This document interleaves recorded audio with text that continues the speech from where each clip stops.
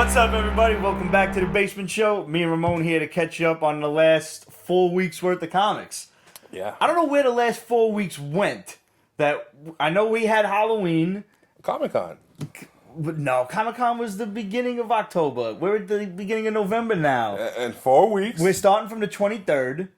I don't know what happened then. That might have been the comic review show. Then we had Halloween.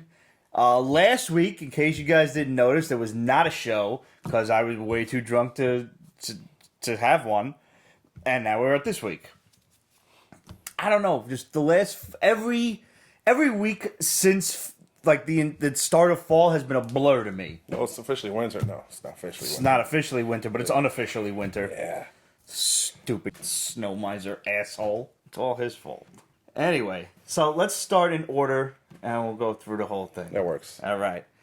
From 1023, we got Dark Horse's Count Crowley, the reluctant midnight monster hunter. This book was better than I expected. Yes, this is exactly it. I was expecting going into this some cheesy, campy stuff. Yeah. And while it is slightly campy, because what it is. Yeah.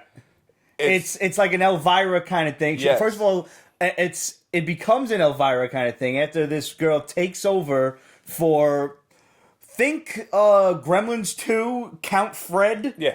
Yeah. That's exactly and this guy has not been seen, so they need somebody to fill the slot. And the station owner, the TV station owner, Her turns brother. to his fuck up of a sister.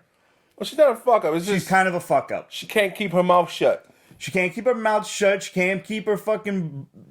It's booze tongue. I should know. But I'm pretty damn good at keeping my mouth shut when I'm drunk. That's true. You are. No, you are. Yeah, he is.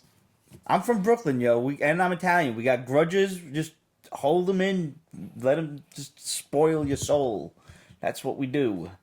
Because, see, the thing about opening your mouth too much is then you get into fights. And then people sue you after you beat the shit out of them. Yeah, back then it's just fight, lose, okay. Right, bro. it was the one thing, you can't do it anymore. Yeah. But that's neither here nor there. This girl gets fired from being like a reporter after she just blatantly blows the guy's spot at the Renaissance Fair for using cheap-ass box wine. First of all, in a pinch, there's nothing wrong with box wine.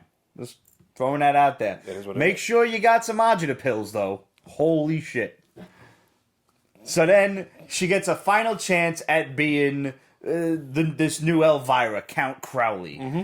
And she does her best to fuck that up. Yeah, she intentionally just goes all in being her special It's like self. you sexless nerd fuck sitting home watching playing Dungeons and Dragons, having no lives and no one to talk to. You're watching this shit. What's this stupid ass movie that we're gonna watch or whatever? And They eat it up. Yep, they loved it. Which is kind of Some people hated it, which as nerds are going to do. Yeah. And some people fucking loved it. And she leaves there unknowing how she still has a job and encounters a real fucking monster. Yeah. It was a werewolf. Yeah. She was like, holy shit, it's real. And then you see like the broken Jack Daniels bottle and see you next issue. Yeah. I loved it. Yeah, me too. I don't know, the way it started off like such shit, and I thought it was fucking great. DC's Black Adam Year of the Villain. Okay, I've been looking forward to this one because I like Black Adam. And did you see the... Jim Lee poster? Yeah, Jim Lee and Boss Logic, might I add. That's a hello combo. He's blowing up, man. Yes, he is. I'm so happy for him. Yeah, he's a super nice guy and just very humble and just like he just started out doing Photoshop stuff on the internet and he happened to be really good at it. I'm really happy for him. This book was good, but I did not understand a lot of it because there's the infected. It happened in Batman Superman. Yeah, and it's like a final plot from the Batman Who Laughs, who he's infected a bunch of people with Joker serum. Yeah. Shazam now being one of them. Yes. So Black Adam, you get to see his benevolence and the care that he has for his people in Kandak. And I have compared Black Adam to he's DC's Doctor Doom. And you see that in this issue. When he has to defend his people from a Joker-infected Shazam. Yes. It's a good story. And he learns from his people. And it's an eye-opening book about him, which is perfect. Usually you get some of the cheesy fight scene and a filler, but no, this is a lot more. Yeah. And you know what I guess I could say I relearned in this issue? That his gods are not the same as Shazam's. No. I forgot that. I knew that, and I forgot it. Yeah. And I don't know them. Each of them, no. But they're all like Egyptian Yes. gods, like, you know, Mesopotamian and shit like that. So I have to look further into that. And I'm looking forward to seeing The Rock as Black Adam. I really want this movie to be good. Almost interested to see if they could pull off a Shazam from other religions. Very interesting. Yeah, other mythologies. Inca, Aztec, Mayan, Norse. We could have like a whole Shazam corps. Yeah. Somebody just heard that and is hard at work at DC right now. Yeah, well, I mean, why not? We have every other corps in the world. It's true. Yeah. Okay. We have the amazing Mary Jane. Now, that's all you. I mostly picked this up because of the lovely ass art germ cover. He does no wrong. He's so good. The book, however, okay. I flipped through it. I did. It's not a bad story. Oh, Jesus. But it's not a great story either. If you're going to have a Mary Jane book this has got to be a limited series. I hope it doesn't go past 6. And the only reason I will get 2 through 6, let's say, is if Art Germ does the covers. Okay. Because I just wasn't, it didn't grab me enough. Mary Jane she's once again trying to be an actress. Of course. And she's now in a movie that is campy-ass action movie shit. Mm-hmm. And it's the story of Mysterio. It's his biopic or whatever. So Mysterio looks like Dr. Octopus. And Mysterio turns out to be the director. Oh. And the whole main story here is her yelling at Mysterio because her character doesn't have enough lines and she doesn't have enough motivation as the character. And that's supposed to sell me on buying 5 more issues until the final page when you see the Vulture and the Scorpion and the Rhino and they're all like, oh, so they're using villains without a likeness? Well, let's show them how it's done. And they're going to go and probably take over the role of the villain and be real villains. And if I'm not fucking mistaken, I don't quote me on this, but I'm almost fucking certain that this is a Darkwing Duck episode. Well, you can find it out now. I can find that out now. That's the tarantula, right? That is the tarantula. What the hell is that? Stegmont?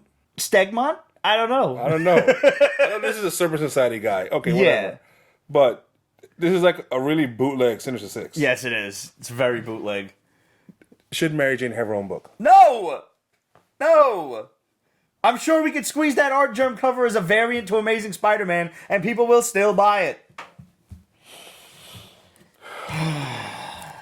You know when you get a collective basement sigh that some shit is wrong. It's why? Another Spider-Man book, Amazing Spider-Man Full Circle. Now, this had a great idea. Okay? Did you read this? No. Okay. I kind of really wish you did. Do you remember the tome that from way, way back in Pete's Basement lore, A. David Lewis had started this project where one person would draw and write a page and then it would be passed to the next person. Unfortunately, the tome was lost to history. We don't know where it went. But Roger and I and J.K. Woodward did a page early on. Did Rich do one? Rich might have done one. I'm not sure. But wherever the tome went, we lost track of it. Unfortunately. Because I would really like to see where that ran itself off to. Well, that was the concept here. Full Circle went through several creative teams where they were given the story as it was, and then they had to write another excerpt from it. Their basic idea was to give Spidey a problem, fix the previous problem, and give him a new one to advance the story. Except, now with this... Each page a new problem? Not each page, maybe every 5 to 10 pages. Okay. So it's like a 50-page book and 5 or so creative teams. Okay. Cool concept. Piss poor story. How are you going to have Spidey in a time-traveling story with Nick Fury and AIM? In the myriad rogues gallery of Spider-Man mythos. Yeah. You're going to put him with Nick Fury and time travel? Black or white Nick Fury? white Nick Fury? That is a valid question in this day and age. It is.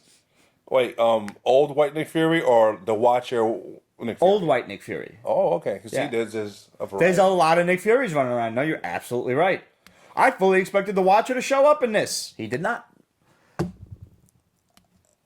With such a cool concept, I wanted better, and I didn't get it. This story was boring the entire way through. Sorry to hear that. By the way, the High Evolutionary shows up because he's a Spider-Man villain. He's having visions of Spider-Ham, which is funny. But then a giant pig shows up. A spider pig. Not Spider-Ham. A fucking pig. Spider-Man, he's Peter Parker, but he's a pig. Because what does the High Evolutionary like to do? He likes to Dr. Moreau motherfuckers. Yeah. Yeah. So he's from a future where the High Evolutionary won. I see that I've thoroughly grabbed your interest in this book. If you want to see craziness, If I had to suffer, you have to suffer. 2 issues from IDW, the Island of Dr. Moreau, they were gorgeous. Not this. Yeah. From Source Point Press, we have Beyond the Demon, the Sea. I have not read this. This is really cool. Did you get a chance to flip through this? No, I didn't. Take a look. The artwork takes a bit of getting used to.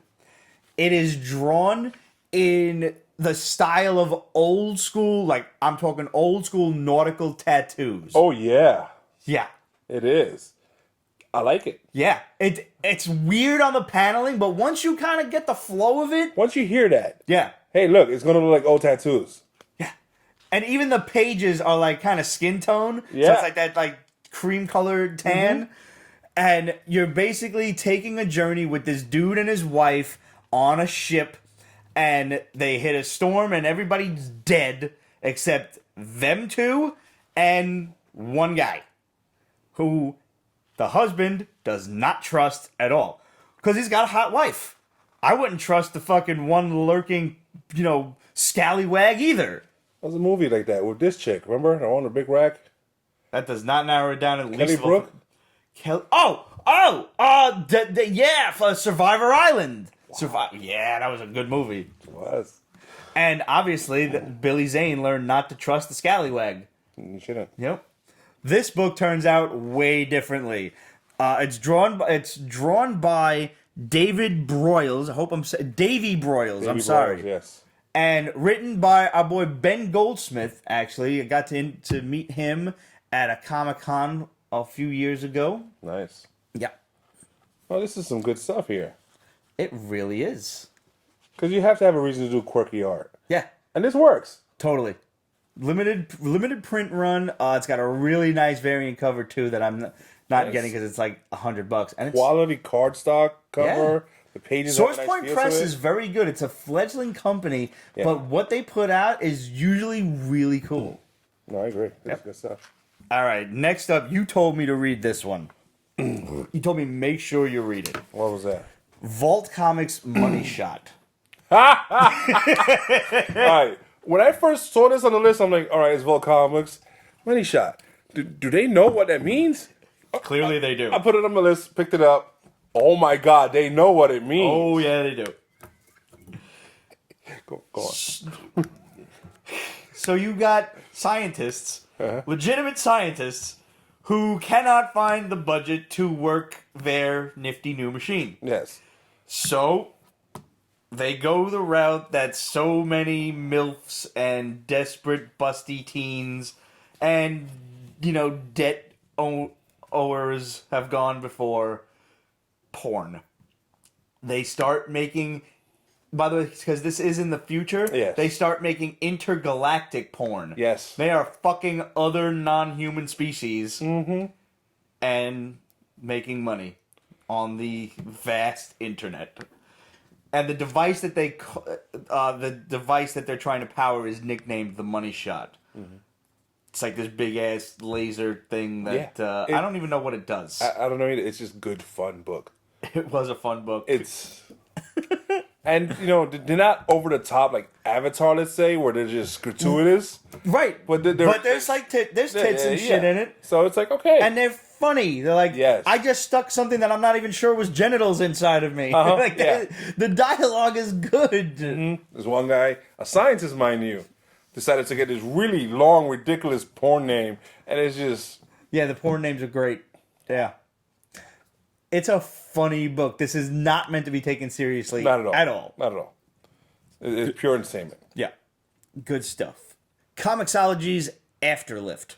I did not get a chance to read this. It has something to do with cars, right? Not Afterlife. Don't get confused. No, it is literally Lyft, as in Uber, Lyft, and all these other... Okay, so it's ride cabs. share. Yeah, okay. yeah. All right, so this girl, she's a cabbie, and she's Asian. And not trying to get racist, but she has a bit of a tiger mom type of mom who's like, why you're a freaking cab driver when you could be successful and so on and so forth. But she's in a rut, so she's just doing her thing because she knows how to drive and it pays the bills. Wait a minute. This is clearly a work of fiction. Go on. And that's all I'm going to say. So she gets this one ride, and it's one of those, take me here, wait, and then take me back. Uh-huh. And it pretty much turns out that she has something of almost the effect of the Grim Reaper in her car, who just made a pickup. And she needs to take that person with the Grim Reaper to a certain location to be reaped. Yeah, sure. Yeah. And that's how it ends. Except there's other people going after her. And while her car becomes a lot more invulnerable, but obviously when a demon's chasing you and other shit, it becomes So this is irrelevant. Purposefully like a play on words of Afterlift, Afterlife. yes. Okay. Yes. Shit, man, I'm sorry I didn't get a chance to read this one. Yeah. And it's good. It's just this Well, it's first Comixology, one. so it just sets up the tone, and the chaos will ensue. I'm kind of trusting Comixology at the moment. Like, if I hear that they're the publisher, I'm going for it. Yeah. Last time we did this big comic book show, I believe we compared them to the Netflix of comic publishers. Yeah. They're just doing their own shit, along with having other people's shit on their website. Awesome. Also from Comixology that week was Dracula, Son of the Dragon. And this just I flipped through this. It looked like a biopic of Dracula, basically. It almost is. And I'm like, okay. But the real story, not like a Bram Stoker kind of thing. This is Vlad Tepes Dracul. Yes, and the father and his brother, and he had a monk of a brother. And they got like kidnapped by the Muslims, the Turks, and all this stuff. It just, if you want to know about the kingdom of Wallachia and Transylvania and all that, this book is it. It's a lot. It's not a small Plenty, book. no, it's like a graphic novel size. But it's good. Good. Hellboy and the BPRD, Long Night at Goloski Station. I guess we can just take for granted that it's another awesome Hellboy story. Yeah, it is. It's just good. It's a one-shot, real quick. At this point, if you're reading Hellboy, you're not missing anything that they're publishing because they're all really solid books. They are. There's some things are in a certain order. Mm-hmm. Like, I think some of the BPRD books, they have like a numbering system. Yeah. So the one-shots are rare. And they also have like this whole overarching thing where they'll reference stuff from beforehand, but each story is a good jump-on point for just that one story. Yeah. All right, next up we have Joe Hill's first foray into DC Comics. That is his own thing, Hilltop Publishing, kind of like what Wildstorm was, and there was what I believe was Mark Millar had with Icon with Marvel. Yeah. Was that right? Was Icon? I don't know if it was Mike Millar. I think it might have been Bendis. Yeah, I don't remember which one of them it was. Anyways. But either way, so we've got Basketful of Heads. I managed to pick up both these covers just in case. Because it's Joe Hill, and I'm trusting that maybe it'll go somewhere. He's already got Locke and Key slowly in the works. This is a weird book, and it's slow to start. It is, but I like it. Yes, I do. The characters are really... very well fleshed out very so endearing. far. Mm-hmm. I like them all. I care about them. Yes. Yeah. They're all going to die, aren't they? They probably are. Slowly. And then there's like little things that are just like, all right, there is a basket with a head in it that's talking. There might be more than one heads in that basket. And then there's the weird artifacts in that room you see later on. Yeah. I'm not going to get into more details on that because you should read this. Basically, it starts off with someone in a yellow trench coat, Georgie style, from It, about to throw a basket into the river. And somebody, like a cop, comes along and is like, hey, what's in the basket? Probably thinking that this crazy person has a basket full of kittens or puppies and not absolutely talking heads. Or some pie. or some pie. So he's going to try to stop them from throwing his basket over the bridge. And then it reverts back to the 80s. Yeah. And now we're getting a flashback and we're getting the rest of the book is all backstory. Yeah. And you're introduced to this kid who's been working as a cop for the summer. Hot girlfriend. Super hot girlfriend. The old police chief and his wife who were just wonderful, wonderful grandpa kind of people. Yeah. Yeah. And then they go to this other house. By the way, the chief's son's kind of a fuck up. He is a little douchey. He's like the villain in every 80s movie. Yeah. Yeah. And yeah, there's a particular room in the house with all sorts of cool shit in it. Really weird looking magical type stuff. I want to know how they afford that. I want to know what's up. So yeah, it's I was in for this from the start. It's Joe Hill. I mean, I was almost expecting full-blown horror, but this is like a build-up suspense type of thing. And I could go with that. Next up, we've got another DC Black Label book, Joker Killer Smile. Yeah. I enjoyed it. It was the Joker. Yeah. It's a Joker being crazy. This is yet another idea where there's a doctor talking to him, and the Joker's going to make him nuts. That's it. That's pretty much... You can take that concept and run anywhere with it. Now, the doctor is starting to kind of flip out, but not realize that he's flipping out yet. If they don't explain how he gets to him, I'll be pissed. Like how he gets in his head kind of thing? I think they will. Because I'm trusting this. I don't like them fleshing out Joker's origin, which, Well, they're not. I mean, clearly he's not lying to him on every step. I need to know Joker's actions, how he did it. If I don't get that, I'm like, disappointed. The thing I like about Black Label is they pretty often cut to the chase, and so far they've proven to just be trilogy issues. Yeah. So I'm cool with that, and it'll keep you around. It's certainly keeping me around for the length of the story. Yeah. I mean, they are expensive. They're like $8, $9, $10 a piece. So you got to be invested in it. You're basically buying 6 issues for the price of 3. Yeah. Well, I mean, you're basically buying 3 issues for the price of 6. Math was not my strong point, at least for the whole after. Yeah. But you knew what I meant. We all did. Okay.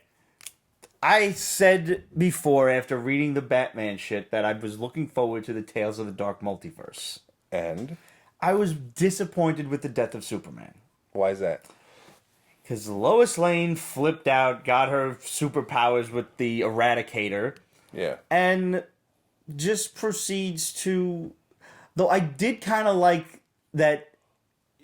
Like, when she realized how much Superman was holding back... Yeah. She basically like, holy shit, like, why did you not do anything with this power? Why did you let so many things happen? You could have prevented everything. And when she goes to Gotham? Fuck yeah.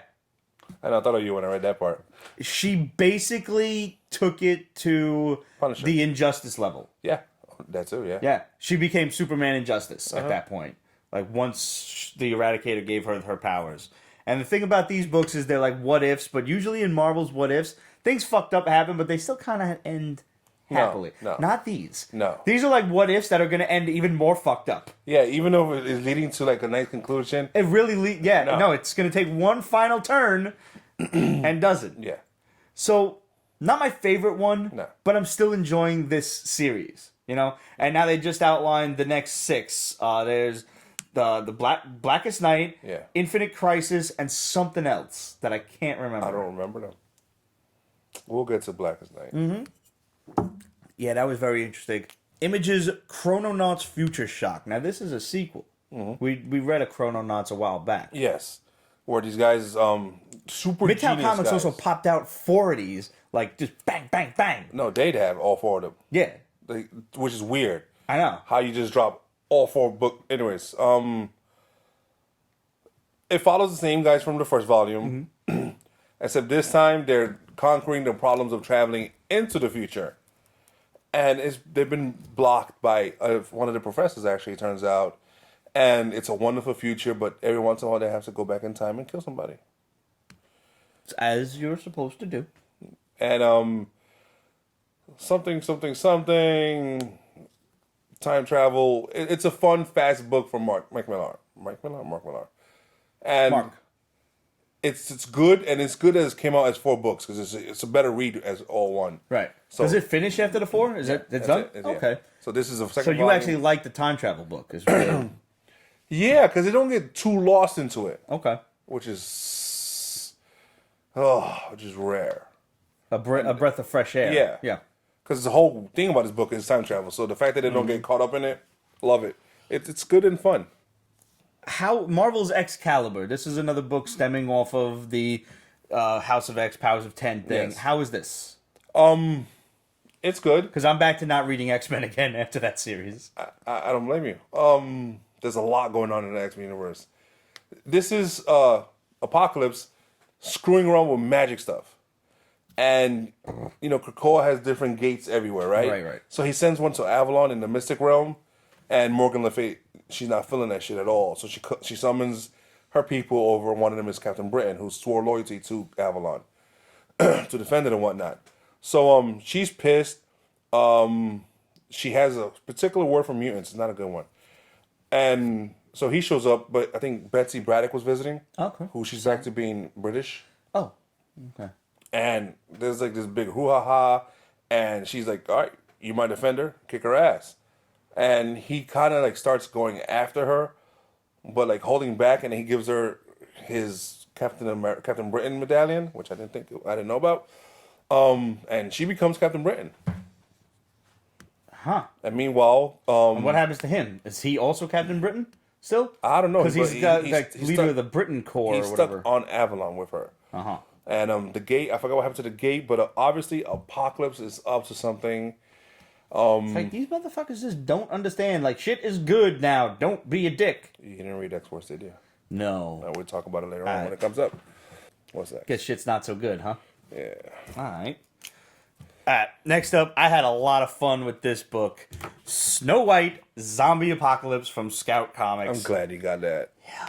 It's a solid book. It is, yo. There's some weight to it. You can kill something with this. A nice cover and everything. The only problem is it's a black cover and it's got like that plastic feel. Mm-hmm. So you get fingerprints all over it unless you're handling it with white gloves. Yeah, you got to take like one of the things that you wipe your glasses with and just kind of go over it and put it in the bag. This is a super fun book. There's a fairy tale land and there's a zombie infestation running through it. Yeah. But they don't die too easily. No, it's brutal. Yeah. It's like Walking Dead has nothing on this. You won't tell me how there was a werewolf zombie and she killed... Rapunzel, Zell, in this, is the monster hunter right now, along with Prince Charming. Prince Charming is a douche canoe. Yeah. Completely. Yeah. He is a womanizing asshole. Mm-hmm. And somehow, all the women fall for it. Because... quote, he's so damn charming. Yeah. So he wakes up Snow White, who's kind of a ditz at this point. Yeah, very much so. Yeah, she's very starry-eyed. She has not been seasoned to this zombie world that they're living in right now. She's been sleeping. Yeah, for quite a while. Yeah.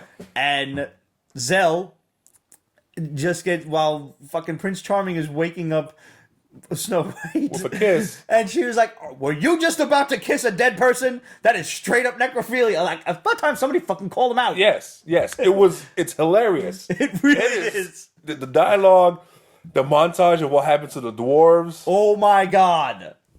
And I love the fact that they use their real literature names too. Yes, somebody who did a lot of research for this. Yes, they did. But bar none, the fucking scene that sold this book for me. Mm-hmm. Zombie werewolf, okay? Little Red Riding Hood, dead, gets eaten. Zombie werewolf gets taken out by Rapunzel. You want to tell me how zombie grandma comes crawling out of this motherfucker's stomach? Uh-huh. And then makes this whole big, she's wearing the werewolf as a costume. Yeah, you ever see the Thing? When the thing's like with the head and the arms, and there's a lot of arms and shit. Oh, man. This needs to be a movie. Yes. They made Abraham Lincoln versus zombies. They made Abraham Lincoln Vampire Hunter. Zombies. Yeah. This has to happen. Oh my god. And don't make this an animated movie. I need to see this in real life. I need it either as a Netflix show, Amazon, something. Fuck a movie. I need this episodic. 13 episodes. Yes, 100%. That's it. One season. Because if you do 2, you're going to milk it and kill it. Right. Maybe you get 2 out of it because there's a lot of fairy tales. There is. But don't run rampant with it. We're not talking 7-season Game of Thrones shit. Yeah. Do it. Have fun with it. Make sure there's an abundance of tits. You can't have horror without titties. You can't. You can't. I mean, unless you go into like the 30s type of horrors and the 40s and original black and Horror, white. action, adventure. We need a pair or two running around. Mm-hmm. This is an absolutely awesome book from Scout Comics from creator Brenton Lengale. I hope I'm saying your name right, bro. Love this book. Well done. And the artwork is pretty damn dope too. Hyundai Park. Yep. From Mad Cave Studios, we have Wolvenheart. Now, hopefully, you caught our recently uploaded interview with the gentleman at Mad Cave Studios, where they talk about Wolvenheart, along with several other things that the publisher has coming down the pipe in the next coming months. I've been loving Mad Cave Studios stuff ever since Battle Cats.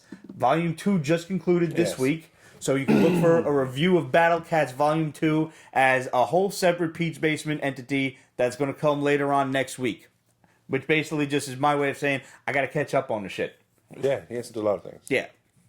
Plus, edit this, edit another show. There's a lot of stuff going on. Clean the basement. Clean the basement. But that's probably going to happen over the week. Like, over Christmas week and stuff.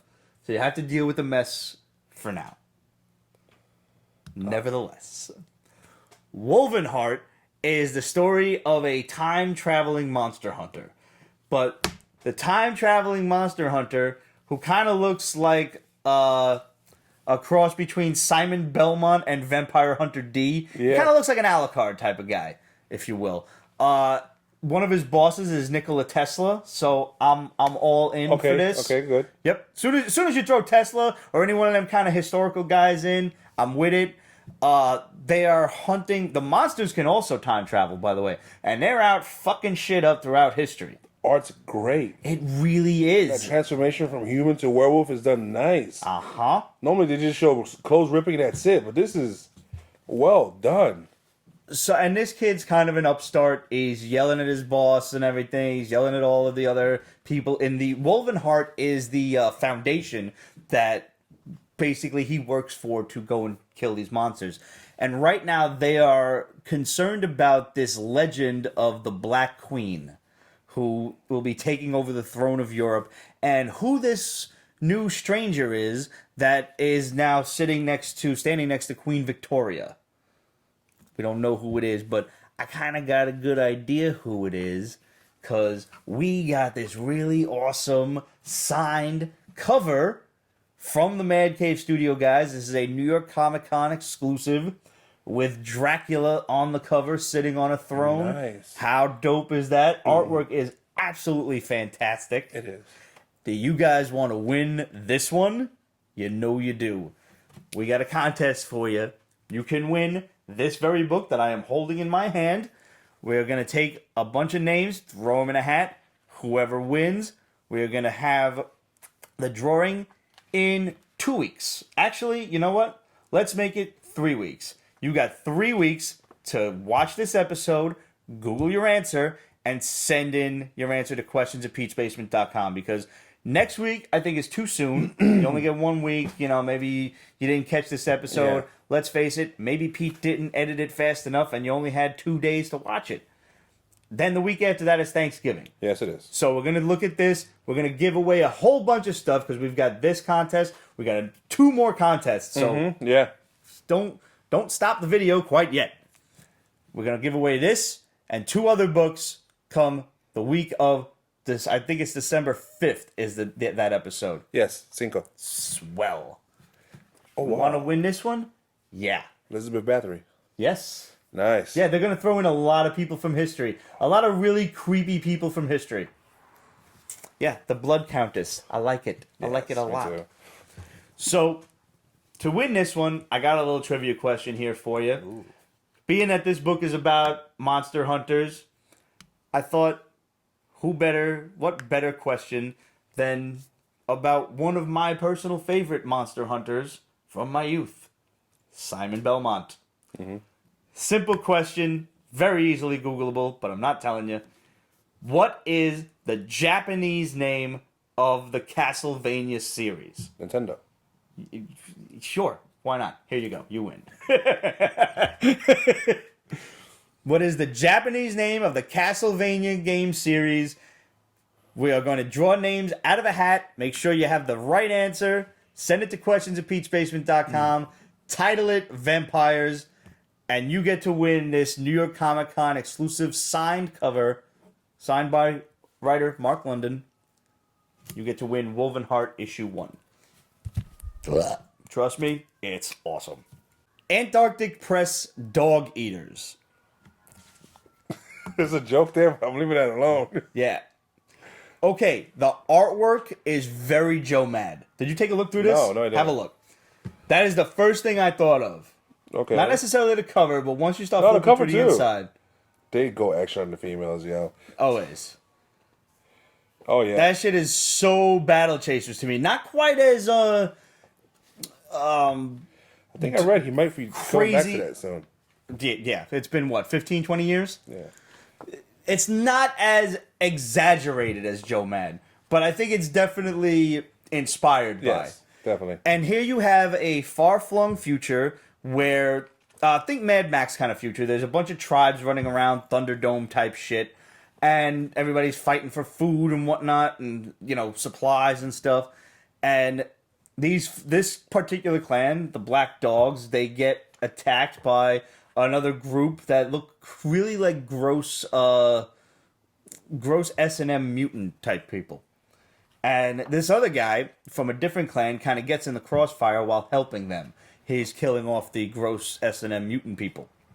And the leader of the clan, he kind of just wants to leave him there, but his youngest daughter is like, no, we got to take him. He saved us. He helped us. Yeah, she's a little smitten, it seems. A little bit.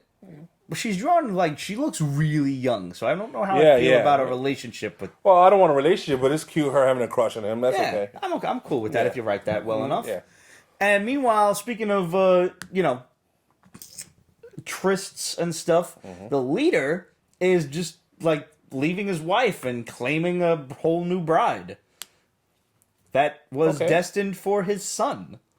Oh! Yeah! He's like, I don't give a fuck. Cock blocked by your dad. Seriously. Wow. It's an interesting enough book. The characters are well thought out, and I like the artwork. The artwork is very fun, very kind of, like I said, very 90s video game-esque. So, I'm going to check out 3 issues of this. Let's see where it goes. Black Mask's Lab Raider. Yeah. Okay, it's just...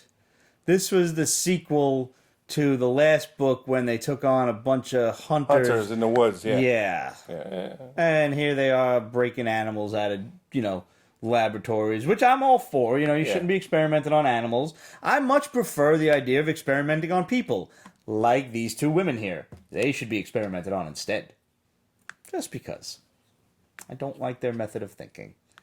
I don't. Not the book for me. Perhaps it's the book for you, but I'm going to guess it's not, because if it were, you probably aren't watching the Pete's Basement Show. Black Mask is a little on the left-leaning side of things.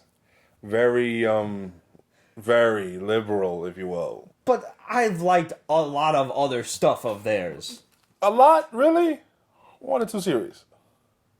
Well, now you're making me curious. Now I don't have quite They the do number. violence really well. They do violence really well. So well. Black-Eyed Children was a great series. Was that them? Yes. Was it? Yes. Yes, no, I won't lie to you. To the Googler. Quick, Robin, to the Google Mobile.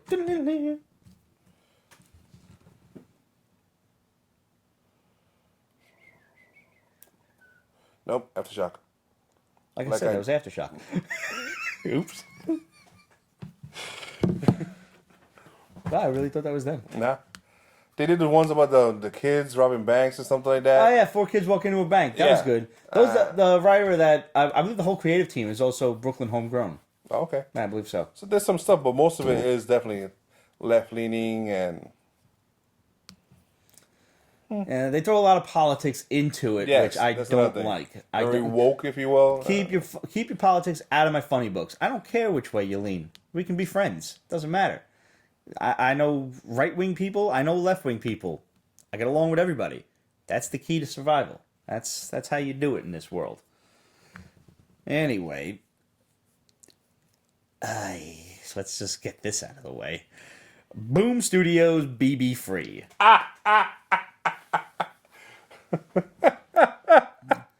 All right, this was too much even for me, and I am the most tolerant one in the. Well, no, that's not true. This gave me brain AIDS. I am more tolerant than Pete, but this was a bit extra. Yeah, this was extra. Oh, so extra. This broad is having her fucking like quinceañera. Did I say that right? Yeah, that you kind of. All right. And like all of a sudden, like that makes you free. Like you can do whatever you please after that. It's a post-apocalyptic world where reaching that age is supposed to pretty much you're an adult now. I guess in a post-apocalyptic world where there's not a lot of people, the sooner you become an adult and start handling your business, the better. But I don't know. Listen, I'm all for the smartening up of society, but this girl is not smart at all. Yeah. And her dad is trying to protect her. And control her. Yeah, a bit too much. I'll agree with that. And then there's something weird about her, and I think it might have to do with the apocalyptic part about the post-apocalyptic world. Yeah, but none of that was fleshed out. All it was she was like hooking up with her friend, not hooking up, but she was contacting her friend, and they were like broadcasting themselves on a radio, and then her father yelled at her, was going through her stuff, she's yelling back at her dad, and then their trailer starts glowing. Yeah. I don't fucking care. Yeah, neither do I. And I tend to be, again, more tolerant and willing to get a second issue. There were things in this book that pissed me off so much that right now I am drawing a blank as to what they were. My brain blocked it out. She had a pet alligator. She did have a pet alligator. That was nice. Cute. Yeah. My mom had a pet alligator back in the day. What? Yeah, it's weird. Your mom's badass. I know. It's Brooklyn, too. God, how did you get a pet alligator in Brooklyn? I don't know. Back then, you didn't get anything in Brooklyn. True. However, also from Boom Studios, the same week, The Magicians. I thought this was fucking cool. This was the one where the basically like homegrown magicians went to wizard school. Yes. And like had to prove that they were badass. Yes. Because the kids at wizard school who are learning the prim and proper way, like, all right, kind of imagine this. Like, imagine you go to art school, right? And you're learning anatomy, you're doing figure drawing and all of this stuff, and you get some hotshot bastard kids who come in here like they got raw talent, like they've been drawing, I don't know, logs and deer fucking and shit in the backwoods, and they just know how to draw. That's gonna piss you off. Yeah. So there's a rivalry going on. I could see this being made into like a Netflix show, for just like not a kid show, but like one of those tween shows, you know? Make it a little sexy, make it kind of horror-y. I kind of tried that. That was Deadly Class. It was not magic. It was an assassin school. Mm-hmm. But that don't last. But then again, sci-fi's a bitch. So basically what happens with this rivalry is they decide to sneak out of the school at night, their first day, to prove themselves. And there are jerks and cool kids amongst both parties. There are people you like, people that obviously you want to see get a fireball in the face. The blonde kid. Yeah, totally. It's usually the blonde kid. And as a brunette, I can say that. So the kids start just tossing spells back and forth, and as you might guess, things go a little awry. Oh, yeah. Good book.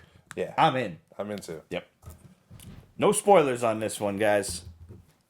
Up next, we got Dark Horse's Crone. Interesting. Oh, you read it? Oh, I did. Oh, I'm glad. Okay. Did you like it? I did. I did too. Yeah. It had a feel of from the book from Boom, Once and Future. Yes. But it was more different. It was like none of that modern twist. It's like a Red Sonja, but older. Old Red Sonja. Yeah. And in this one, Red Sonja's a lesbian, but that's okay. Yeah. And she's bitter. Yep. She's lived her life, and she's ready to call it quits. So, like, she took out this evil warlord back in the day. She was, with a party of adventurers. They defended the kingdom against this evil Death Adder type of guy. And now she's in her 60s, maybe 70. Yeah. And one of her old partners with his daughter comes to look for her and says, well, I forget what her name is. Doesn't matter. Nope. Seer. It's like a 3-letter thing. Doesn't matter. Whatever. he's back. He's still alive, and he's fucking shit up again. And she's like, that's impossible. I killed him myself. You saw it. And then we flip to an awesome splash page of her, like, leaping past his entire army and cutting this dude's head off. I want a prequel. Yes. Yeah. Oh, I'm sure we'll get one. I hope so, too. Plus, you got that nice, like, string bikini Red Sonja outfit, too. Yeah. So, we have no idea who this guy is, what's going on, or even whether she'll take the job or not. Just kind of leaves you she's in disbelief. She's going to have to. Of course. Otherwise, that's the end of the book in one issue. Yeah. But, yeah, no, she's definitely going to do it. What do you think it is? It's his son? I think it's him. Maybe some magical twist to it. Maybe. Okay. If it's his son, it's kind of cheesy. Guess so, yeah. Either way, I guess we'll have to find out by reading it. Yeah. Yeah, cool book. Very cool. All right, we got Locke Key Dog Days. This is a one-shot, also written by Joe Hill and drawn by Gabriel Rodriguez. First of all,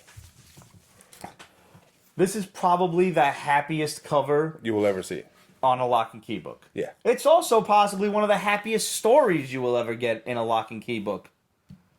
Yeah. Nothing bad happened here. But tell the truth. Reading this in the first few pages, did you not think the kid was like special needs? I thought he was. Yeah. And I'm just trying to figure out, is the kid actually a kid or is he originally a dog? He's originally a dog. Okay. So that was makes why. sense. All right. Yeah. All right. Thank you. And dogs are dumb. Yeah. And he was made into a dumb child who liked to run around in garbage, eat fish, and pee on things. And smell poop. And smell poop. Okay, that clears a lot of things up. It was well written. No, it's wonderful. From the perspective of a dog as a child, it was really well written. Yes, it was. I did not get the final story at first because it was just like all quick artwork. The second story, if you will? Yeah. Oh, okay. I didn't understand that was the same kid later on now as an adult. Mm-hmm. And that's mostly because his mom was not drawn older. She looked exactly the damn same. That's a kid from the regular Key, series. yeah. Yeah. Bodhi. Yeah. And what's his name? Tyler, yeah. And like it's really cool. Like he turns the giant ass key and the house flips over. But look at his mom here. Shouldn't she at least have like some gray hair going on, some wrinkles or something? I mean, hey. Yeah, she's Maybe there's aging a well. key She's to a that. total MILF, and she's probably all fucked up in the head. But nonetheless, I don't know. That's what I didn't get. Like the other kids look, but doesn't even the kid doesn't look too much older. So I guess maybe it's not that far. Maybe into there's some black in her and she won't crack. Oh, the kid's still young though. So Yeah, like, so it's how not that far bad. into- but he looks like a fucking adult. I mean, he was an old high school guy that played football. Yeah, I guess so. But the fact that they pulled that key out of God knows where, Right. and there's the house back, and the house is back, which is wonderful.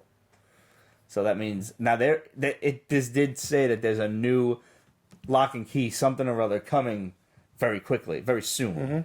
So maybe that has something to do with it. Maybe this was the setup. Hopefully new keys, because when we saw the list of keys from before, that gigantic one was Was not amongst them. Nope. So did he get more metal from the cave? Could have, but they sealed the cave, did they not? That's a lot of metal would have had to come through. Yup. Guess we got to reread the series. Guess we do. What a shame. Yeah. Guess I'll start tonight. Alright.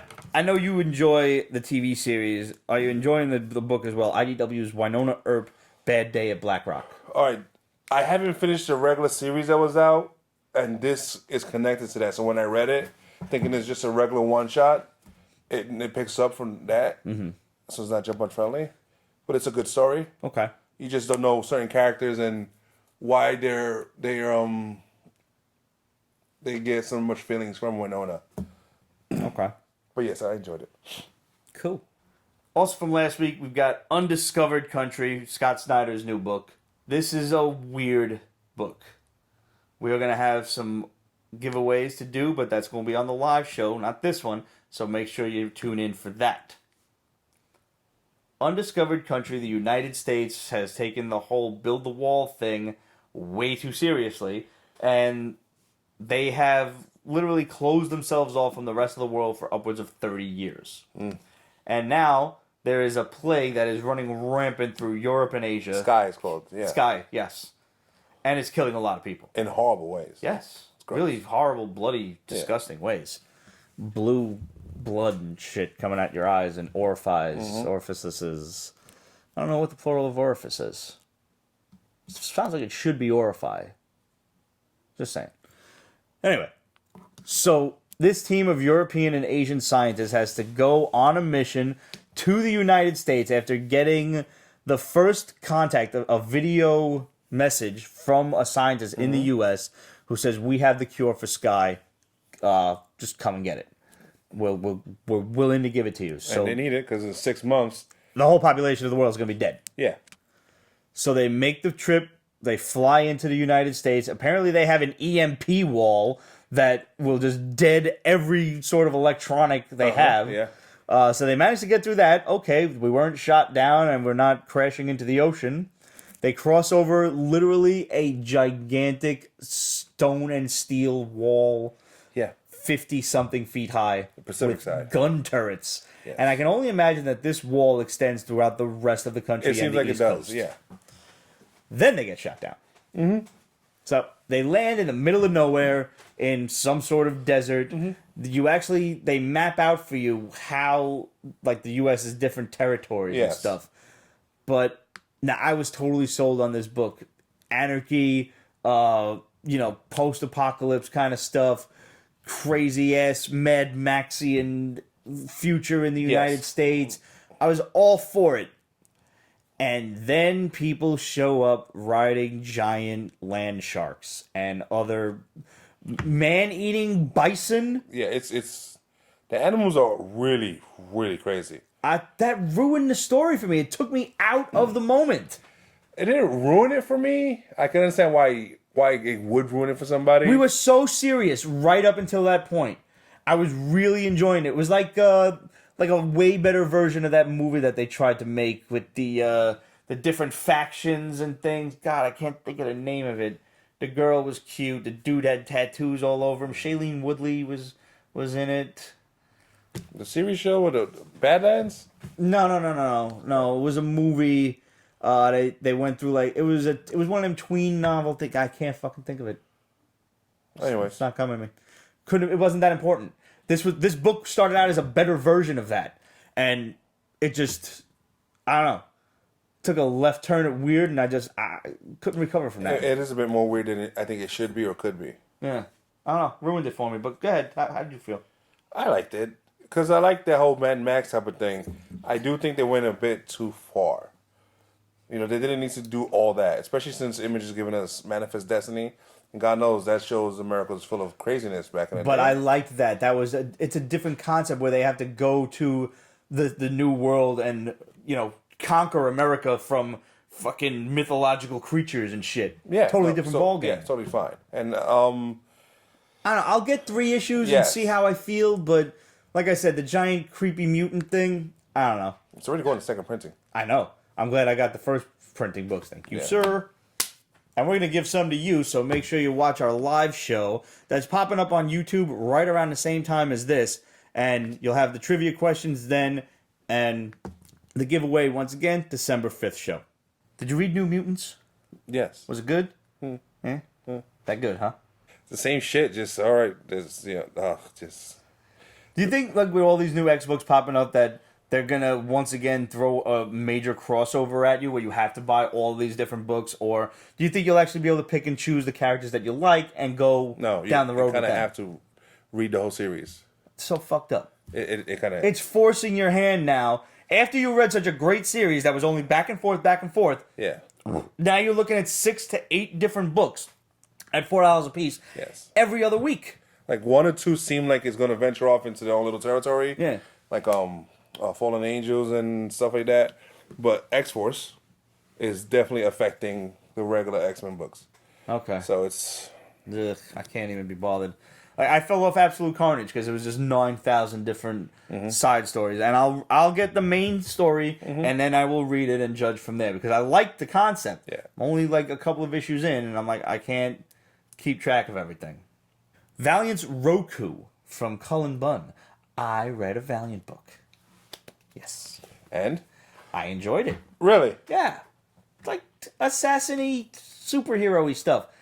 It was. I'm not used to that from Cullen Bunn, so I was like, all right, this is different. It's different for him. Yes. Definitely, she's violent. Yeah. And they show it. It's hard. And the fact that she's a redhead, all right, I know in comic books, redheads, it's a thing. It's a thing because it's better for graphics and stuff like that. Got it. Medusa, though. Medusa's been done. I know. Medusa doesn't do the stuff for her hair like she does. True. And on top of that, this chick's also a telepath. Yep. Which is like, all right. So I'm like, okay, all right. But I wasn't exactly, I've loved some of his other stuff more. I trust him to tell me a good story, so I'm going to stick around for a little while. That's at this point, I'm following the writer. I'm going to see what happens with it. We have another assassin book to talk about later that just blew my socks off completely. Zenoscope's Monster Planet.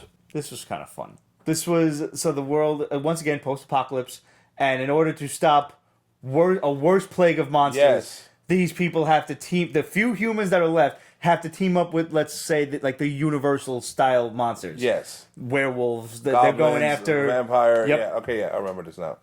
Fun. That's all it needs to be. What is it that's coming after these monsters? They don't really say. They look like lizard-type dinosaurs? thing? Yeah. I don't know. All right. I'm down. Is this like a zombie dinosaurs? Because that would be fucked up. The internet will lose its mind. Zombie dinosaurs. Fuck. I'd be cool with that. Yeah. And they're basically going after like a Dracula type of guy to ask him for help. Of course. Who, honestly, he kind of looks like Drake from Blade 3. So I'm a little upset with the character design itself. But I'll bite. Stereotype. Pun unapologetically intended. Yes, you may shake your head at me. I just want to give a big ol' shout out to our boy Sebastian Jones and Stranger Comics. This is the first time that Niobe has been on the shelves in the comic shop, and it was so awesome to see. If you're not picking up Niobe, She is Death, you're foolish. Yes. Because one, it's a fantastic story, and two, it's going to HBO. I can't stress that enough. This is going to be worth your time. I've been on the Niobe shit since the Kickstarters, and it's an investment at this point. Go and get yourself the first appearance of Niobe. Go and read Dusu and The Untamed and Niobe She Is Life. You can still get those graphic novels from StrangerComics.com. They won't run you that much. Typical typical graphic novel form. This is a good jump-on point, but it's not the beginning by any stretch of the imagination. You're about 4 novels in before you can effectively read this and know the history behind it. And I highly, highly suggest that you check those out. Stranger Comics is totally worth your time. Last week, I was very excited to pick this up. A graphic novel of one of my absolute favorite Lovecraft stories, At the Mountains of Madness. Of course. By Self-Made Hero. Did you take a look through this? No, I didn't. Have a look. Nice. Oh, it's good format. The paper is nice. Seriously nice. It gives you the illusion of a dust jacket, but then the page just folds out. So the books. They have other Lovecraftian stuff. Oh, okay. The art is great. The art is cartoony. No, this is perfect. I don't... Look. Really? You like it? I do, because first of all, when was Lovecraft alive? The 20s, 30s. This is perfect for that. And two, when you read like Hellboy isn't exactly advanced art. No, I understand that. So this comes off for me very Hellboy-ish. So I was like, okay, I'll bite. Now that's an interesting take on it. A take that I did not share when I read this. Well, you are biased though. I am very biased. You have feelings about Lovecraft. I do. If you could time travel back in time, you'd have to go to a training order. At this point, he might be the guy that I kind of want to chew his ear off and have breakfast with. When you ask that question. Yes. Yeah. The thing is, when you read Lovecraft and the man is very verbose. The man could turn a phrase like no other that I've ever read. Man crush. Yeah, totally. If you Google just some artwork for him, you will see crazy epic things. Shit. Yeah, no, he did some. He didn't, but no. People. What he wrote was the things he wrote. Yes. he was insane. And that was what I wanted to see in this. I wanted to see these creatures brought to life in a way that would give me fucking nightmares forever. Like, I wanted to see the Elder Things. I wanted to see the Shoggoth. That was the big thing for me. And I was a little taken aback, taken out of the story when I saw how simplistic it was drawn. It worked in the context of the story. It worked with the artwork, I admit. But it wasn't what I wanted out of the story. I wanted this grotesqueness. I wanted pencil lines that would look realistic. I wanted to look up from the book and have just shit myself by seeing a Shoggoth in front of me. Picture a lot of eyes. I understand what you're and saying. A lot of mouths. You're really biased. It's hard to see something that you love interpreted by somebody else and they don't get it the way you fell in love with it. You're absolutely right. Like, I fell in love with Conan. Okay. The movies, Arnold. Yeah. And then I read the novels. Holy smack in my face. Totally different. And after a while, I was like, Arnold, you were so wrong. Arnold, why did you... Damn you, people. Okay. You know? I mean, I'm grateful to the De Laurentiis people who gave me those two movies. They're great for what they are. Right. Oh, they're not Conan. Okay. And then Momoa came and just like, I refuse to talk about it more. Yeah, nah, that never happened. So it's just, and this is where our bias comes in, and your bias comes in with Lovecraft. You're absolutely right. I know. And, you know, adapting this story, it was adapted and drawn by Ian J. Culpard. So it's no easy task, and I appreciate the amount of effort that went into this. This is one of his longer stories, and it's a truly epic undertaking. That is not to say that I wasn't happy with it. You're right. I was expecting something different. I didn't get that, and that left me a little sour, you know? But it is a good book. It is a great introduction to Lovecraft. Again, it's the first time I've actually seen a graphic novel of this story. I know there are others. There's a manga out there too, I think. Wow. But being that Self-Made Heroes has all of these other Lovecraftian stories, I am going to still get these. I'm surprised they're not on the way now. I didn't really have time to sit on Amazon and find them. But I will. I will. And I can still recommend it to all of you. But if you're looking for super detailed pencil drawings and stuff, you have to look elsewhere than this. You know who should draw Lovecraft? We interviewed him. Oh, he did that book. Remember he showed it? Gary Gianni! Yes! Yeah! And they need to hurry up because he's not a young buck. That's true. Ooh, I wonder if he does commissions. You don't reach out to him. We've interviewed him. We have. It's out there. Yeah, I'm gonna. We should. Yeah. A commission, oh my God, his penciling is just sexy. Not for nothing, I've got a really awesome Cthulhu up there from J.K. Woodward. Yes. Yeah, that's awesome. I'll pop that up on the screen for you right now. Boom Studios Folklords. I liked it, and I'm like, wait, what? Uh-huh. Because the first little pages... Yeah, it totally throws you for a loop. Kid's like putting a suit on. He's getting ready for a job interview. Checking his watch. All of a sudden, he's traipsing through his village as a dude with an axe. Everybody's in tunics. Yes. What the fuck are you doing dressed in a suit? It's like when Chris Craddock comes to the basement. What the hell? And everybody's looking at him like, why is he dressed that way? Yeah, you look weird, man. Always inventing these weird things. Yeah, like watches and cars and stuff. Yeah. And he's getting visions of these things called the Folklords. These ancient mythical beings that stuff of legend, basically. Meanwhile, this village, his whole existence is the stuff of legend. He's the storybook. And like every kid, like instead of having your 18th birthday, you get to go on a quest for your 18th birthday. Love it. And everybody's like citing these different things. I'm going to go find the ancient sleeping dragons and well, I'm going to leave them asleep.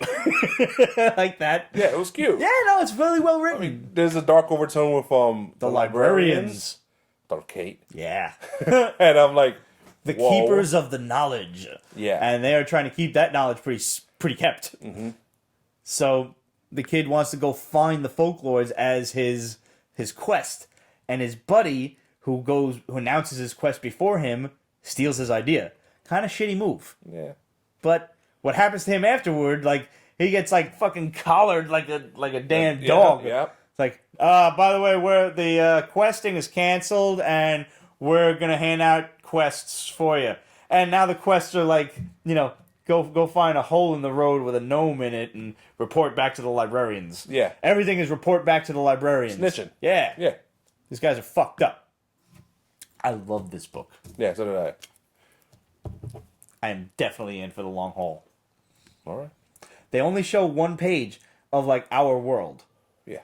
And I don't know what context it has. Me neither. What bearing it has on what's going on here. All right, you told me to read Far Sector, and I didn't get a chance to. This is a Green Lantern book of some sort. It is. And last week or so, sometime in the last week, came out another Green Lantern book. And it was by Morrison. Okay. And look, I've always said, like, ever since Jeff Johns, the Green Lantern Corps has been all about freaking lanterns and rings. And, like, y'all cops, can you not do crime and stuff or explore the galaxy? And then Morrison came and he just shoved the galaxies right down our throat. Mm-hmm. No, I'm a gentle flower. Morrison is just, he went Morrison on us. He went too extreme, too crazy. And the last book that came out a couple of weeks ago was just too much with some weird, like, creepy aliens out of Lovecraft, actually. And I was like, no. And then this came along where it's a Green Lantern out in the far edges of the sectors. And she's dealing with crazy alien stuff, but it's like a cop series. She's there, she's investigating the first murder in this society in a couple of 100 years. Oh, cool. Except some of the people there, they're like they got rid of emotion to deal with society because they almost killed each other. And now murder is going to happen again, and she has to deal with it, and she's very human. She even uses like regular slang like we use. It's good. It's a good mixture of Green Lantern cop, which is what they are, right, and crazy freaky aliens and weird names, and like they have like weird bodies, and it's just, yeah. All right, cool. You had me at Green Lantern Cop series, which is really like what the original Green Lantern Corps was supposed to be. Was different shit like that, like Green Lanterns being what they are, being cops, basically. All right, I'm cool with that. Speaking of Green Lanterns, Tales from the Dark Multiverse, Blackest Night. Weird. I enjoyed this. The twist in the end was fucky. It was. All right, the whole Lobo having feelings. So I'm not familiar enough with the character, but I guess that was like out of the blue for everyone. For me, it was. I mean, but I'm not like Liz knows Lobo. Right. I'm not like the hugest Lobo fan, so the idea of him liking a girl, I don't know. It's not out of his wheelhouse for me, but I don't know. Yeah, I just. But the idea of like I'm at this point, like I'm waiting for there's the dark twist, and now I'm waiting for the fucked up twist. Yes. Yeah. The thing about these books is that once you hear there's a what if about Infinity Crisis or whatever, right, you start thinking about what we like different. Yeah. And then they deliver something totally different, which you don't. I didn't expect this at all. No. Sinestro was a half White Lantern, half Black Lantern. That was cool. That was gross. And Lobo had great names for him throughout the whole book. Just making fun of him. He was necessary. Yeah. Because who else was gonna? Right. Because and I like the idea of him being able to like they're using his regenerative abilities and shit. Yeah. First off, a fucking dark side possessed Necron. That's cool. Yes. This was a cool book, and the way this ended, like the fucky twist on this one, loved it. And all these characters are still there. Yeah. Yeah, it's just it's interesting how it's gonna lead up to something else. I like how you also had like Sinestro's ego was still with him at that point, and like he's like, no, Hal Jordan was right. I am the greatest Green Lantern. Yeah. I can do this. Like, all right, Sinestro's back. Here's another one you like. Yeah, I do. I really do like Sinestro. I especially like Sinestro when he controlled Parallax, and he had the nifty ass armor and shit. Pete likes egotistical people. I do. Doctor Doom, Black Adam, Sinestro, Magneto. Yeah, you're right. Yeah. I should make like a top 5 or top 10 list of like my favorite egotistical, maniacal villains. That's a thing. It is. Yeah. Yeah. Actually, I got to get to work on that one. Also from DC and also from Hilltop Productions, the Dollhouse Family. Okay, first of all, I damn well knew that those dollies were people. Yeah. No, you know. Yeah. There's a magic old ass dollhouse. It's possessed as shit. Something's wrong with that. Yeah. But I didn't see it coming to end. What happened? No. No, I expected the dollhouse. Yeah. Or the well, entity of the dollhouse. Offered. And then no. Kid's like, no, I'm going to stay with my mom and handle business. Yeah. Yeah. Go kid. Yes. And this is the first issue. I'm like, wow. Yeah. Wow, what else is going to come? I don't even know like how much we can tell you about this without spoiling it. I don't want to. That's No. why we're beating around the bush. Y'all got to get this. Yes, you do. At this point, I'm going to trust Joe Hill to just sit back and tell me a story. Yes. You know? Whatever he's putting out, I'm going to get it. And he is proven worth it, obviously, with Locke Key, which I'm so sorry it took me 3 or 5 years. I don't remember what it was. Long. Way too long. Yeah. Because, like, I had to get the graphic novels. Yeah. And as much as I'm really happy with having those really cool hardcover They are graphic good novels. quality, yeah. Yeah. Do you know how much it's busting my fucking balls that I don't have the original issues and various variant covers? That's expensive. I know. Right now it is anyway. Exactly. Yeah. You see the problem. Yeah. I can't go down that route. I can't. You can be. I can't. I won't. I won't. I have too much other shit to collect. But the Christmas Town one, the Wraith, that was crazy. Yeah. I didn't get to watch the TV show yet. Oh, it's probably in man somewhere. Yeah. That's raw too. Yeah. Yeah. With the license plate. Yeah. Another crazy family book from Image, Family Tree. Another apocalypse book. Another horror apocalypse This book. was weird and kind of gross. Yeah. Cause Still had a branch growing out of her ass. yeah. Yep. That's really it. Okay. Yeah, that's it. Here's the concept that you're gonna get from this book. Fucked up apocalypse. Now they're kind of looking back on it. They're telling how the world got to where it is now. It started on this date. And plants are taking over. To the point where, like I said, this little girl has a tree growing out her ass. His mom has to deal with it, and her son's a douche. Son's an idiot. Yeah, he needs Also, like, the son got blamed for having his mom's stash of pot on him at school. Which, okay, your parents smoke weed, cool. Don't bring it to school, you asshole. Yeah. You almost got mom in trouble. This fucking dorky-ass principal's threatening to call the cops. Then he tells her she's a bad parent. I thought she was going to punch him in the face. Also too. Yeah. And I did how, like, after she storms out, she comes back in, grabs the weed, and leaves. That's awesome. That's badass. But it's a cool book. I'm going to stick around for a bit. Yeah, me too. Vault Comics Black Stars Above. This was weird. It's Long. It's talky. It is talky, but it's like not Bendis talky. It's like a novel talky. Yeah. It's like you're reading it and There's you're a lot of exposition going on. Yeah. I'm not opposed to it, though. It was very interesting.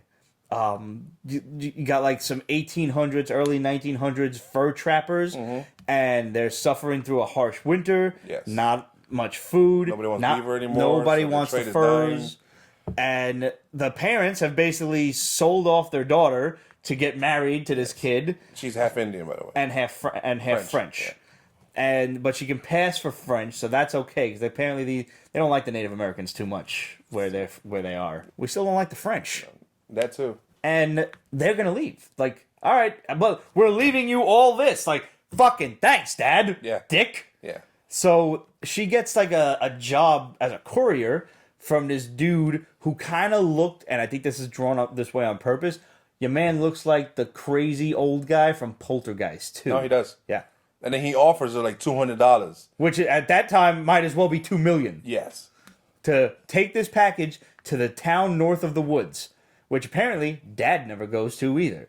Dad makes the trip all the way south. The name alone implies don't go there. Yeah. And it's like follow the black stars, and there are carvings on the trees that she has noticed before, but assumed that the animals put them there. Yeah. What? Well, when she was a kid, she thought it was the animals that put it there. But then her mom or dad educated her on what it is. And it leads the way to the town north of the woods. And she's like, yeah, but Dad never goes there. Probably a good reason. Yeah. This might even be a little Lovecraftian, because that black sun. there's the black thing, goo and shit. Like, what is going on? Yeah. Yeah, because of course she's told not to do one thing, don't open the package. What does she do? Opens the package. What would you do? Open the package. Of course I'm going to open the package. Shake it. Especially when the package is making noise. Exactly. The package is, it's not ticking, but it's making like there's something crittering around in there. It's either open it or ditch it. Yeah, something. Yeah. Nah, it might be gold, jewelry, or superpowers in there. You never know. So you told me to read Punisher. I was going to just let this one go. Especially with Ennis right now? I didn't realize it was Ennis. I just had it on my list because it was Punisher. I thought it was some weird old story because it's Punisher Soviet. Right. So like, okay, the Punisher during Soviet era, whatever. No, it's a new main continuity, like just good old Punisher Max Garth Ennis story. No Guardian monsters. It's just, oh, it's good. Oh god, it's Ennis on Punisher again. It's everything you have wanted for it. It's good. Here's the general gist of it. You got a guy who's taking out the Russian mob Punisher style. Yes. They think it's the Punisher. They're so scared that they're going legit. Yeah, and they're leveling up the security. Yeah. To the point that it's just a trap no matter how you face them. Punisher still goes in. Of course he does. And kills them all. Yeah. In a grandiose fashion, might I add. Yeah. I turned that page, I was like, oh shit, he's badass. Yeah, so good. Yeah. How fucked up when he got the guy hostage and he was asking him questions. He's like, that was wow. So man, that's Ennis, man.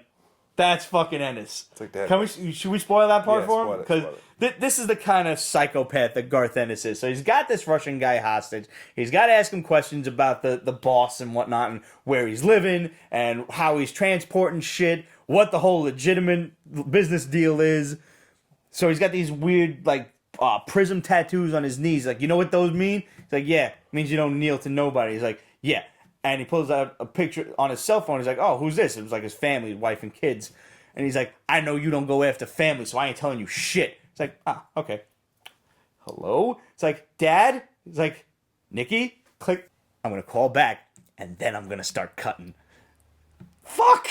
That's horrible. That's so horrible! Wonderfully horrible. Oh, good! I need to like, see you that want your kids to listen to this? Yeah, this needs to be live. So fucking good. Yeah. Oh, man. But the point is, that whoever's going after the Russian mob isn't the Punisher. And he makes a point of saying, this guy's good. Whoever he is, he's good. Mm-hmm. And you get the idea that maybe Frank knows him. Really? You got that idea? I got that idea from the last page. Oh, okay. I don't know what's going on here, but I think he knew him way back when. I'm really anxious to see where this goes. So am I. It's fucking Ennis on Punisher again. This is like a dream come true for me. No, this is just good. I'm not like Ennis, not like he is. No, he's not. Yeah. Speaking of assassins, Mad Cave Studios RV9. Did you get a chance to read this? I did read that. So damn good. This is like, this could be a video game. Yes. Yes, it could. Yeah. Yeah. Because, like, you see, like, the assassin leader, he's all, like, decked out in ninja clothes, and, you know, he's a jacked up old man. He's got a lot of scars and stuff. Belt flowing in the wind and shit. And there's other characters, like, other assassins. They're basically, it's a boss fight every issue. Yeah. And they're all mastered in one book. Yeah. It's just, there's a mythology behind this is incredible. I'm not that much of a fan of the art. Really? See, I love the art. It's that's what reminds me of, like, of a video game. Like, it's very video game instruction booky anime pseudo art. All right, that's all you. Yeah, no, it excited I didn't hate me. it. No, but yeah, it was. Yeah. If you're not hooked in the first 3 pages, when the old man takes the sword and cuts the dude's head, like lops his top off, off, show the inside of the brain. Yeah, and the flies buzzing around it already. Yeah, bastards they are. Fuck up. The whole gist of it is there's a female assassin and she leaves her guild. And now they're coming after her. Mm-hmm. Simple, direct, to the point. But like Ramon said, there's some crazy-ass different books of, like, the Book of Life, the Book of the Body. This girl got stabbed in the throat, and because she had mastered the Book of the Body, somehow she's still alive. Not quite sure how. I do hate getting stabbed in the throat. It's true. And, as it is, we got a whole other RV9 book for you. We're going to give it away to you. We don't have an assassin question for you.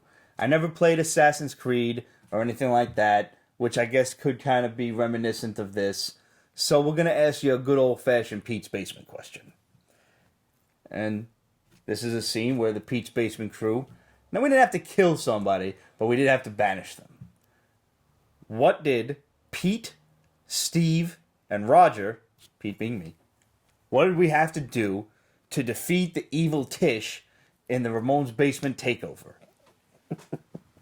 So this means if you're already familiar with it, you can just take down the answer, email it off to questions@petesbasement.com, and you can title that shit RV9, because that's nice and simple. What did we have to do, what did the Italians have to do to defeat the evil Tish during the Ramon's Basement takeover of Pete's Basement?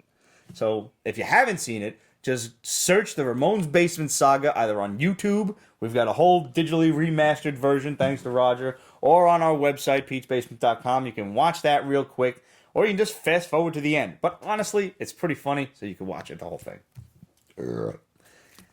We will draw the answers, the names. We're going to give you the answer December 5th. We're going to draw the names out of a hat, and whoever wins the RV9, we will send it off to you. Yeah. We got one more book. My favorite book over the course of the last several weeks. That's your favorite? It really was, dude. I loved this. You want to talk about something that's like a video game? This is like a Final Fantasy kind of game. I understand it's probably not your favorite, but it was definitely mine. It's a DC Black Label book from back over the October 30th, The Last God. Book 1, The Fellspire Chronicles. Now, this shit, it literally is like, it's a Final Fantasy the After Years. You got a group, a party of, a warrior, a wizard, an archer, adventurer, etc., etc. They defeat the evil god at the Black Stair and everything, the Black Staircase and whatnot. And years later, some shit happens, and the evil god is coming back. And he's also there turning people into trees. Yeah. There seems to be a thing about turning people into zombie trees. It's kind of gross. I love it. And the king is a liar. The king is a blatant fucking liar. I liked it. And the art was good. I love the map. Yes. They drew a map of all the places that they're gonna. It was like right out of J.R.R. Tolkien. They gave us a big complicated world, and they almost dumbed it down for us. I want a prequel book. You're gonna have to have a prequel book at some point. It's like I want to stop reading this so I can read a prequel book. Obviously, it's not going to happen anytime soon. Least of all, but with a story, with a world that is clearly this fleshed out, I think as long as this series succeeds, you'll get that prequel book. I would love to read their notes. Philip Kennedy Johnson. He created this crazy world, and it's the Fellspire Chronicles. Yeah. I want to. Yeah, you're right. Let me see your notebook, sir. Yeah. The fucking map, man. The map sold me the whole thing. Of course it would. Yep. Guys, let us know what you're reading. Hit us up, questions@petesbasement.com, facebook.com/petesbasement, Instagram, Twitter, etc. @petesbasement. Did you dig The Last God? Did you pick up the H.P. Lovecraft book? Are you getting any of these Mad Cave Studios books? If you're not, get them, because trust me, they're all awesome. We got Battle Cats #1, another New York Comic Con variant to give away to you. Stay tuned for that. I haven't finished Battle Cats yet, but as soon as I do, we'll get the video up, and we'll get this book contested off to one of you lucky viewers. We want to thank all of our patrons. Once again, patreon.com/Pete'sBasement. We got a whole bunch of great prizes in store for you. Grab yourself a cool Pete's Basement or Breaking Nerd News t-shirt over at represent.com/store/Pete's Basement. We got everything. We got t-shirts. We got hoodies for the fall. We got heavier hoodies for the winter, which winter is rearing its ugly head way too quickly. They are on the way. We still got tank tops for you folks going on vacation. You lucky bastards. Can we crawl in your luggage? Really, we won't be a bother. We'll sit in the luggage. We'll manage to deal with the whole 50,000 feet in the air thing in the non-pressurized cabin. We'll figure it out. We'll land. You unzip the luggage. I'll leave. You won't see me for like a week or however long your stay is. I'll come back when it's time to get back in the luggage. I promise. Just zip the suitcase back up. I don't like the cold, man. I need to go someplace where the boobs are out. I need to go to an island, or I'll even settle for like Florida or Texas. Speaking of boobs, yep. Are we working on the pasties? We have the pasties. Yes.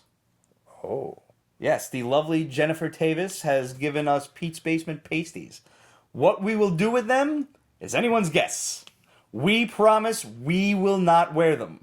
That is a stone cold promise from the Pete's Basement crew. It's now on the internet. You heard it here. If we wear it, I think you can sue us because of this video. So trust me, we won't wear them. I showed my nipple enough in this. You have shown your nipples enough on this fucking show. The earlier seasons. Yes. There were dark There was seasons. it was a dark times.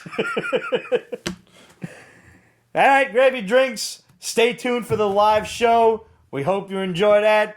Make sure you catch it on YouTube. New episodes every Tuesday. And if you like the video, hit like and subscribe. And tap that little notification bell too, because you're going to want to keep up to date with all the different videos that the Basement's putting out. Especially, we got a lot of stuff that's hopefully coming over the Christmas vacation. Yeah, I still got a lot of shit to edit, man. And clean. Maybe one of you motherfuckers wants to learn Final Cut. I'm just saying. Okay. Huh?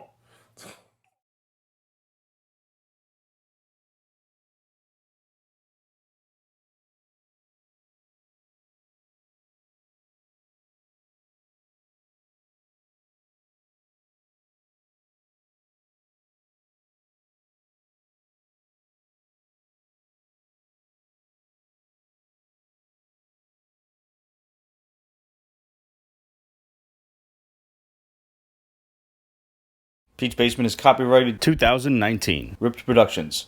All rights reserved. So go fuck yourself.